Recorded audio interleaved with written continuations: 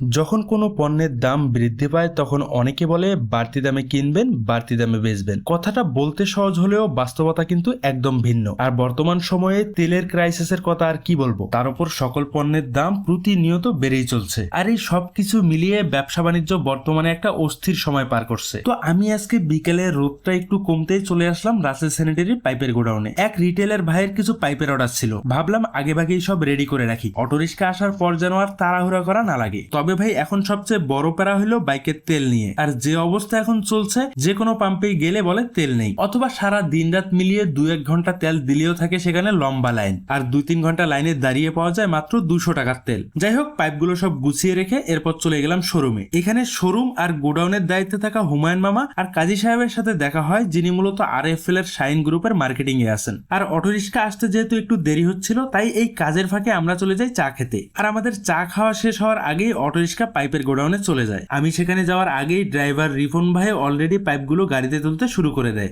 আসলে কাজ ছোট হোক আর বড়, সামনে যেটা আসবে সেটা মন দিয়ে করাই আসল কথা। আর যারা যে কাজকে ভালোবাসেন তাদের নিজের হাতে সেই কাজটা করতে পারলে আলাদা একটা তৃপ্তি পাওয়া যায়। এই যে দেখছেন, পাইপগুলো গাড়িতে ওঠার পর দড়ি দিয়ে সুন্দর করে বেঁধে নিচ্ছে যাতে রাস্তায় কোনো সমস্যা না হয়। আর এসব গাড়িতে এমন পাইপ ডেলিভারি দেওয়া কিন্তু অনেক বেশি রিস্কের, কারণ অনেক সময় রাস্তা উঁচানামা থাকার কারণে গাড়ি উল্টে যায়। আর কয়েকবার এমন ঘটনা আমাদের সাথে ঘটেছে। আর আমি এই চাকরির পাশাপাশি নিজে আরো বেশ কিছু ছোট ছোট আইটেমের পণ্য নিয়ে টুকটাক কাজ করছি। ওটা মূলত আমার বাড়তি কিছু করার চেষ্টা আর কি, কারণ আমি এইটাই বিশ্বাস করি যে ভালো কিছু আশা করলে আস্তে আস্তে এগোতে হয়। ছোট ছোট পা ফেলায় হয়তো একদিন বড় গন্তব্যে নিয়ে যাবে। দেখি শেষ পর্যন্ত কোথায় গিয়ে দাঁড়াই। যাই হোক, আমার রিটেলারে অর্ডার করা পণ্যগুলো আপাতত আজকে ডেলিভারি দেওয়া শেষ করলাম। ইনশাল্লাহ দেখা হবে পরবর্তী কোনো ভিডিওতে। সবাই ভালো থাকবেন, আল্লাহ হাফেজ।